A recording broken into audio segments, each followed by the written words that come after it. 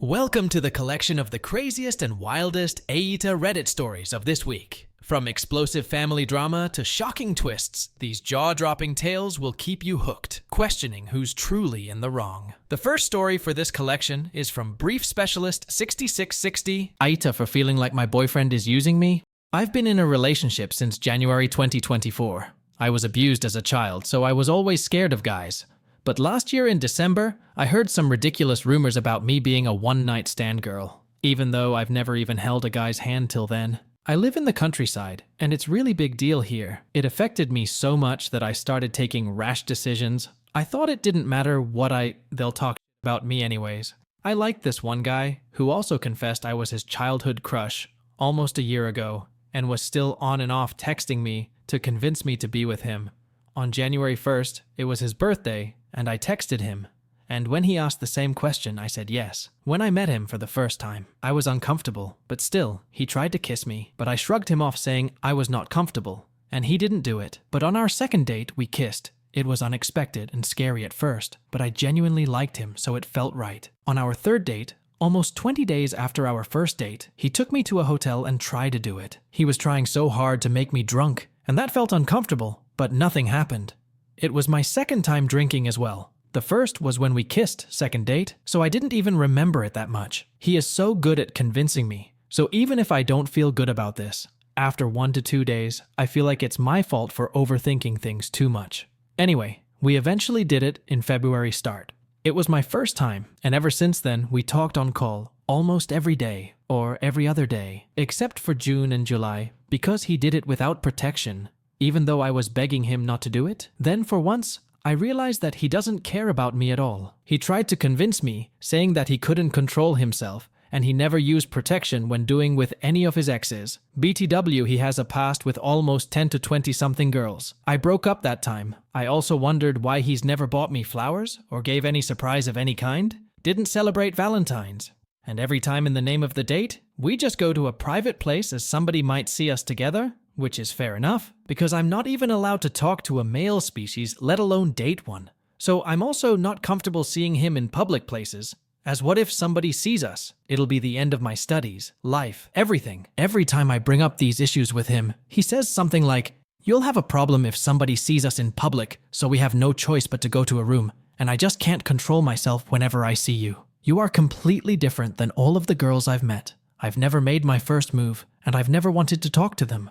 But you are amazing. I want to talk to you every day. You are my first ever crush, and you have no idea how much you mean to me." In starting when he confessed, he also said that when I changed school in 7th standard, he used to go to places where we might run into each other, but it never happened. So he finally gave up and changed school and went somewhere far. I also came back in 2020, and so did he. And then he saw me at a wedding in 2022, and that's when it all started. He confessed after a while, but I never thought of being in a relationship until December last year. I was so convinced with everything he said, but yesterday I got a huge reality check. Last night we were talking, and I was blindly in love until I started asking him some questions that I've always wondered. He was also in a good mood, so he answered honestly, and that's when I felt used, so freaking used. I asked, after I left that school, who was your second crush? And he named the prettiest girl in our class, which made sense. I was always the smartest kid, but never the prettiest. But then he went on saying that he grabbed her tits in 8th standard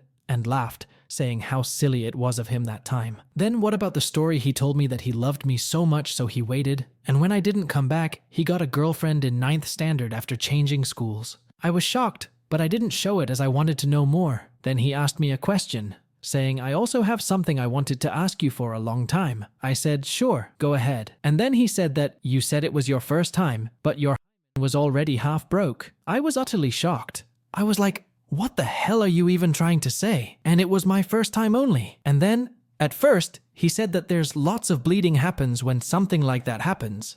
But in your case, it was so little, and blah blah blah. I said, "I don't want to explain. You can look it up on Google. This is normal. I was a biology student, BTW. But isn't it common sense? I already told the truth now. Think whatever you want." Then he started saying, "Why are you being so angry?" I just asked. "You were also asking me, so I thought you were in a good mood. I shouldn't have told you anything. You first ask me as if you don't care, and then you become upset about it." And then he started yelling and cursing and saying, "What's wrong with you? I already told you. You are my one and only girl. I love you so much. Why do you always get so upset over things like this?" So this is what happened. Now, I don't understand if this is normal or if I'm overreacting or over-expecting. I don't have anyone to ask this because if someone gets to know that I'm in a relationship, I'd better be dead. OP is not an AH here. Her boyfriend is a big AH for not making their relationship public. This one point is enough to prove that he is using OP. As he is a big AH, I would rate him 4.5 out of 5 on the AH scale. On the other hand, OP's concerns and reservations are 100% justified, and she is an innocent soul, so I would rate her 0 out of 5 on the AH scale.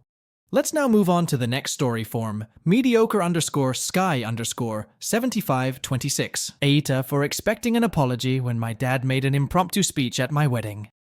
I just got married over the weekend, and it was really a fantastic day. Everything went according to plan, except for when it came time for speeches. I asked me and my spouse's parents, who wanted to make a speech. My mother and my spouse's father decided they would like to speak. When it came time for speeches, my dad stood up next to my mom and started making a lengthy speech, with personal stories about my partner, all these memories throughout the years. It was clearly thought through, as if he had been planning it. I was sitting there so confused, because he never expressed interest in speaking. Therefore, I didn't look thrilled. I made eye contact with him and gestured under the table to cut the speech. He stopped. We all clicked glasses, but my feelings were hurt. Some backstory. I had explicitly asked for no surprises on my wedding day. My dad is known to surprise people during big occasions, in a way that is only amusing to him. That is, on my sweet 16, I asked him to not show a montage of baby photos of me, because I was a very self-conscious young girl who didn't want that plastered on a screen for everyone to see. And he did it anyway.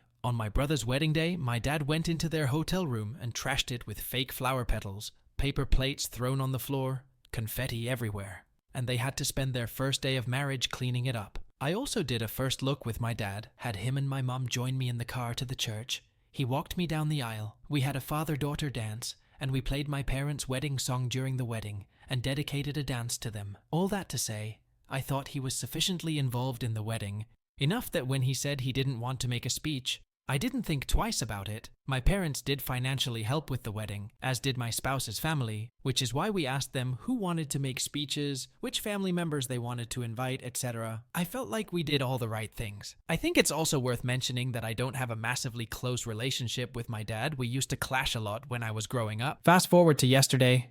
My mom called me and I told her that felt like I deserved an apology for the impromptu speech, because I should have been informed beforehand. I didn't say that I was embarrassed by it, but I felt it was disrespectful to my spouse, and I who had spent 2 years planning a wedding. And it wasn't necessarily fair to my MIL, who was the only one who didn't speak at the wedding, because she wasn't aware she could. My dad totally blew up. He called me an ungrateful and that he doesn't consider me his daughter. He was completely lying and saying that I never asked him to make a speech and that he tried to hug me after the speeches, and I turned away, which never happened. He also told me he wasn't at all involved in the wedding because he didn't come dress shopping with me, and I didn't ask him to come to the hotel with my mom and I the night before the wedding. For some context, my dad has no interest in clothes, so I didn't think he needed to be at the dress appointments.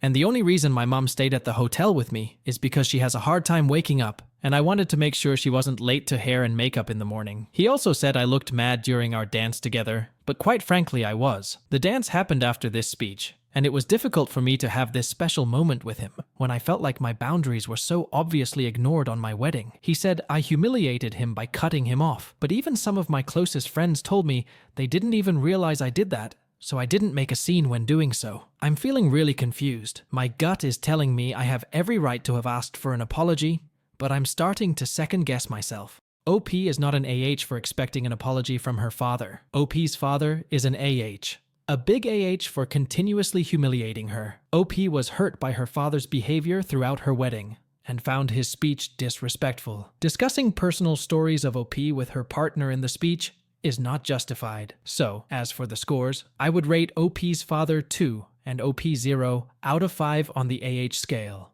Let's now jump onto the next story from helpful-customer-787. AITA for asking my boyfriend to watch a movie he's already seen with me. I, 20F, and my boyfriend, 20M, have been together for almost 4 years.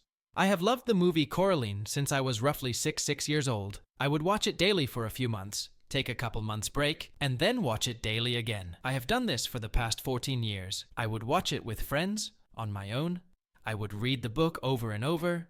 I would watch lore videos, listen to all the songs on repeat, but it would never leave just me and the other people I knew enjoyed it. I used to try and talk about my love for the movie and original book as a kid, but got mercilessly bullied in school and punished at home for bothering my mother, so I no longer like to share things with others. My boyfriend knows I have insecurities when it comes to sharing my love for things like Coraline, because I was so often ridiculed for it. I do understand that my love for the movie is possibly obsessive, but it doesn't impact my life in a harmful way. I still go to work, I still attend my lectures, I still make time for friends, I take care of myself and my cat, and I can talk about other things, so Coraline rarely comes up. This past year, I've gone through a lot regarding my physical and mental health. I had a stroke, needed an emergency heart surgery, and I've tried to take my own life twice before being put on antidepressants and seeing a psychiatrist weekly. I've been through a lot, so I watch Coraline to feel better. I have been watching it daily. It's comforting in a way, yet it still does not impact my life. Today, I asked my boyfriend if he'd like to watch the movie with me, as I expressed I had a bad day and needed comfort. Immediately he was upset. He complained that he didn't understand why I would watch a movie over and over when nothing new was going to happen, and said I should be bored of it by now. He continued to say we've seen it too many times, he's only watched it with me once this year and once last year, and that he didn't want to watch it again. I was upset at his reaction, but I was fine with watching it on my own.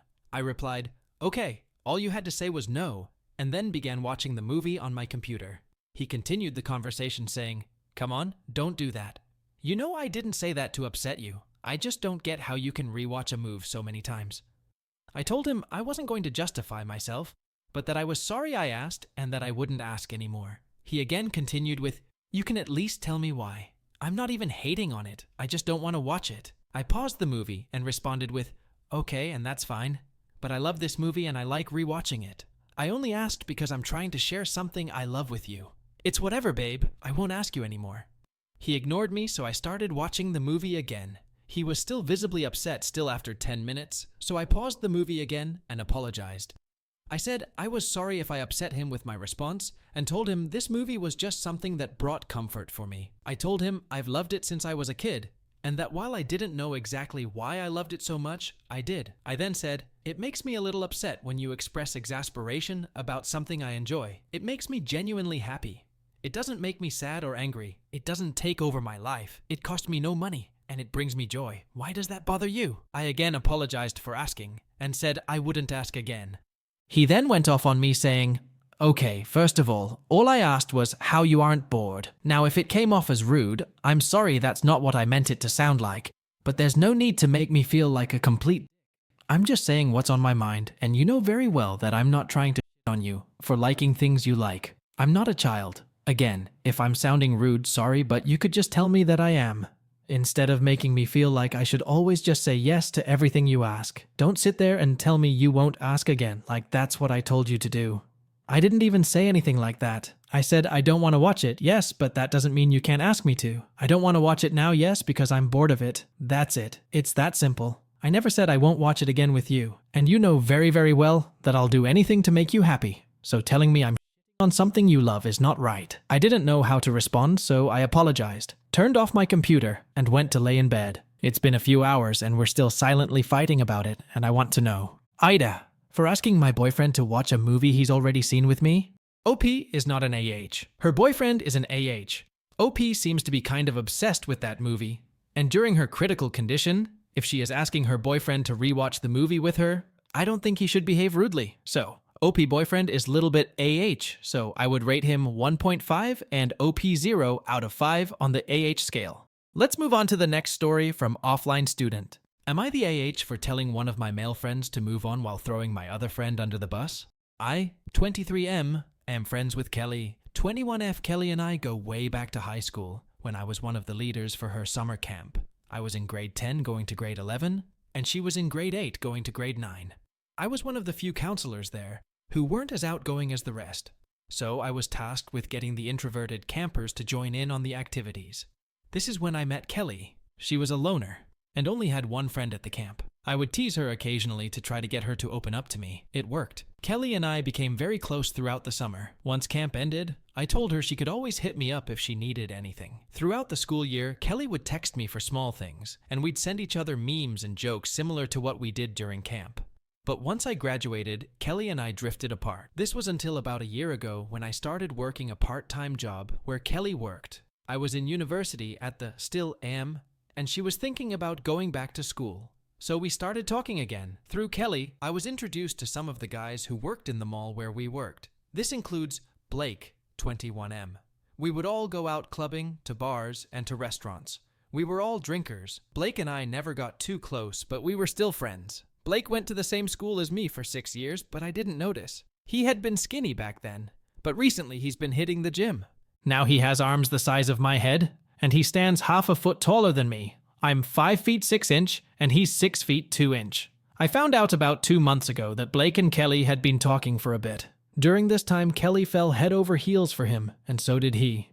Whenever I'd link her with our other friends, she would be fussing over him.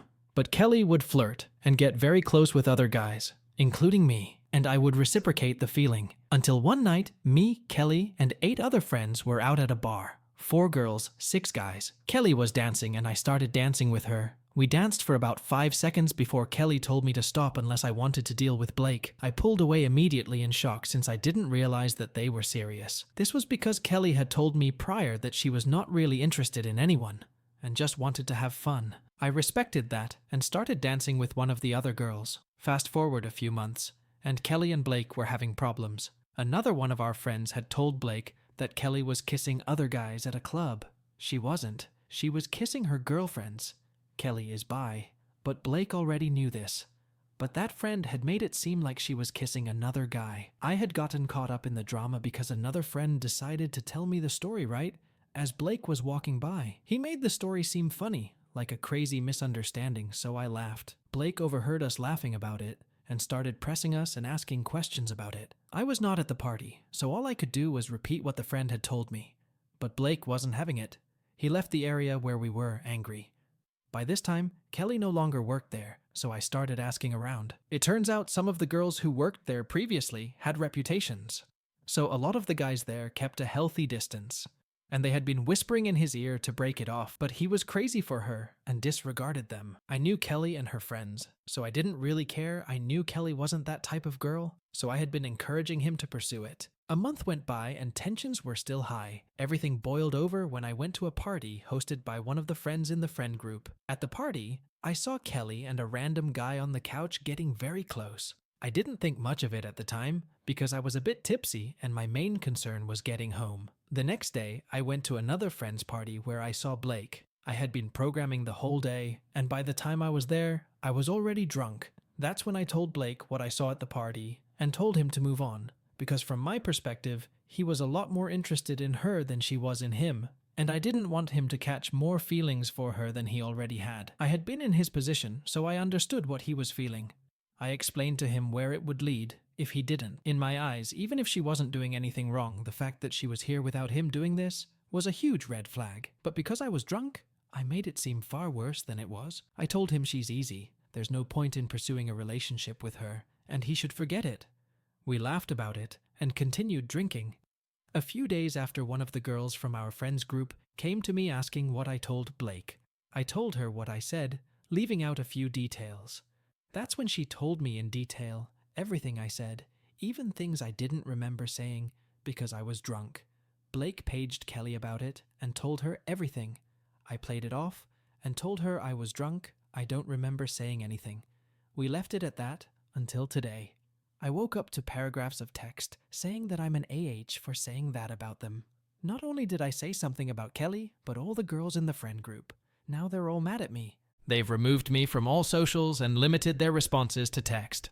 Kelly herself texted me to say that, paraphrasing, I'm dead to her, that she never expected this from her people, and there's no going back from this. So I just want to ask y'all, am I the AH for telling my friend to move on, while effectively throwing my other friend under the bus? I feel bad for what I did and regret even getting involved in their relationship. I want us to keep having the same relationship as we had before, because now none of the girls in the group want to talk to me. and the others who still talk to me don't want to get involved. I literally love this group of friends so much, and Kelly above all of them. I can really be myself around them, and this is killing me. OP is not an AH. His female friend is the AH for being unfaithful and playing the victim card. OP did nothing wrong by telling his friend about her emotional cheating. If she was clear, she should have told her boyfriend about the party. As for scores, I would rate OP 0, and OP's female friend 2.5 out of 5 on the AH scale. Let's now move on to the next story from Deviled Goose. AITA for telling my dad I'm disappointed in him. I, 15F, recently had a conversation with my dad, 37M, about voting. I know, politics is a sticky topic, but I was curious who he voted for, so I asked. The conversation started normally until he asked me who I'd vote for, to which I gave my answer, and he said that he knew my answer, but was hoping I'd surprise him, even though I've made it clear that I fundamentally dislike and don't agree with the other candidate. I then sort of lightheartedly said that I wouldn't vote for someone taking away my rights, and he responded with saying, I don't have rights because I'm under 18. He continued to ask why my rights weren't taken away in this candidate's previous presidency, and wouldn't exactly allow me to answer, as he immediately asked another question and diminished my concerns about his policies, because I live in a blue state and my rights are currently protected. I admittedly sort of provoked a longer conversation by pointing out the party's proposed policies and introduced morals into the conversation. He started with the usual, that's not his real plan BC I've heard a million times before. I then asked him how his candidate's plans directly affected him, and he only brought up taxes and gas prices as a concern, which I rebutted with my concerns for my healthcare and safety, and he immediately dismissed me and said that my concerns didn't have a basis to them, when his party and affiliates have actively campaigned against my right to access healthcare. He told me I was welcome to send him children I didn't want, which I don't know why he offered, considering he wasn't even my father for the first 12 years of my life due to drug addiction, and had to move 3 to 4 states away just to actually do better, and doesn't even regularly speak with me. So I don't know how he thinks he could be a father now, but that's beyond me. After that, he started going on about where he gets his information, known propaganda, and political rallies. I pointed out that politicians lie, and for some reason that spurred him into talking about big food corporations and what they're putting into our food. He continues to tell me that he's sure I only get my information from headlines, which I told him, as I'll tell you, that I do my own research and look into what I hear and read articles in there entirely from credible sources. He then tried to claim he wants what's best for people, but defended taking autonomy from women and deporting people living here. He also never told me where he gets his information when I asked, though later in the conversation, he said something about the Joe Rogan podcast and getting information from the Trump administration website, both of which I do not consider credible sources. He also never answered me when I asked who exactly immigrants were affecting, when he tried to claim they were being affected and insisted gang issues and homelessness was due to immigration. He then told me that the videos he used to send me, videos spouting about the moon landing being fake, mind you, we're informational, and gave me the right information. I mentioned that 140 of his candidates' affiliates were involved with the writing of Project 2025. So I find it hard to believe that he's not involved, and he told me he just took Trump at his word that he wasn't involved. I brought up all of Trump's allegations, most proved to be true, and he basically told me it was irrelevant. He ignored my valid concerns about Trump's misogynistic and anti-Semitic views, which he also ignored, and just told me that he would lower grocery prices, taxes, and gas prices. I didn't know how exactly to respond, so I tried to end the conversation here with this message. I'm not surprised that you voted for him and that you're fine with everything he's done, and I'm not surprised that you're defending him. But I am, I think for the first time, genuinely disappointed in you as a father. This goes beyond disagreements. This goes into the fact that you voted a racist into office, whose party has demolished Roe v. Wade and has proposed plans to fully take away abortion rights and health care. I would think you'd want better for me, your daughter. He then kept messaging me and didn't respond directly to my message. He went on to bring religion into the issue and said that everything would be fixed when Jesus came back. He continued to talk about an alien invasion coming and how votes don't matter and how the occult is at play with this election. I just told him that I don't agree with his conspiracy theories, and he told me I don't even know what he's talking about. And when I asked him to elaborate, he just told me he needed a minute and hasn't gotten back to me since. OP's disappointment with her father is justified. Casting a vote and being aware of politics is OP's right, the basic one. OP's father's conspiracy theories made her disappointed. OP is trying to avoid his continuous questioning about political issues. OP's father's no communication is childish and unreasonable. For this behavior, I would call him an AH and rate him 2 out of 5 on the AH scale, and OP gets nothing. Let's now move on to the next story from Giesel Assault 97. Am I an AH for wanting my partner to come with me to someone's birthday gathering that he wasn't invited to? This person's, let's call them Lily, birthday is on Thursday. My partner works at 2 places and is co-worker to this person. Lily doesn't particularly like my partner for many reasons, way too complicated to explain here. We visit their common place of work from time to time, and sometimes she is working while we hang out and drink beer. Lily is my friend. We all manage to coexist and hang out, so this is where my frustration comes in. For the last couple of months, Lily's communication has gotten pretty bad. I have made it clear her lack of response on multiple occasions is stressful, and she has apologized many times. It happened again recently, and again she apologized. I'm very forgiving, but I'm growing tired of the lack of effort, and I think I made it obvious in our last conversation. I'm in no way trying to be insensitive towards whatever is going in her life. I know depression and anxiety way too well, and though they have expressed that some of those things are happening, I think that taking 3 seconds to reply to a simple text to reassure those who care and think about you is, if anything, considerate. Anyway, I and my partner went to drink at their workplace on Halloween to pre-game for a dance party we were going to attend. The vibes from her were off. She wasn't her usual friendly and affectionate self towards me. I immediately clocked it. It was left at that. Fast forward to a couple of days, I'm talking to another one of their co-workers who is close to Lily and also my friend.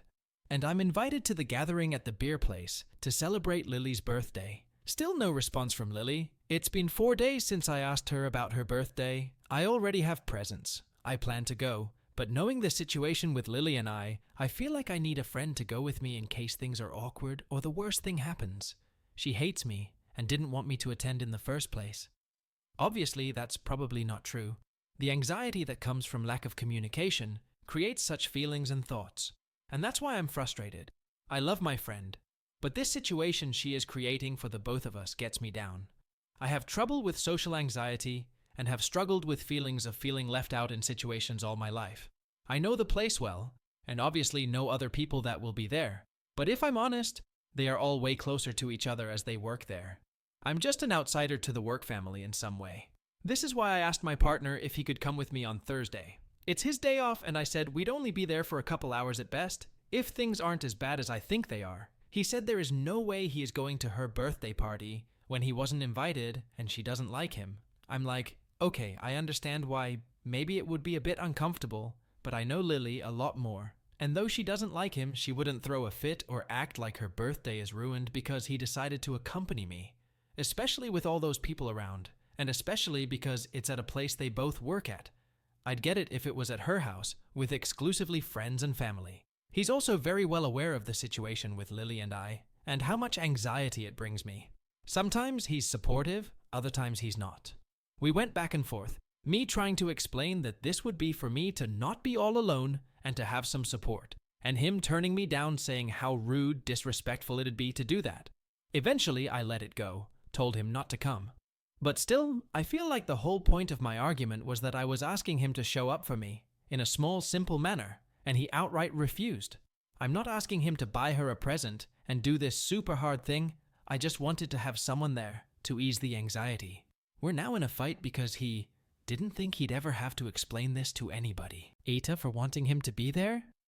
OP is not an AH here. Her partner is an AH for not going with OP to her friend's birthday party. Despite knowing everything going on between OP and her friend, he shows rudeness and harsh behavior towards her, which makes him an AH. OP needs emotional support from her partner, and she just wants him to be there with her, nothing else. OP is justified in her behavior. As for the scores, I would rate OP's partner 1 and OP 0 out of 5 on the AH scale.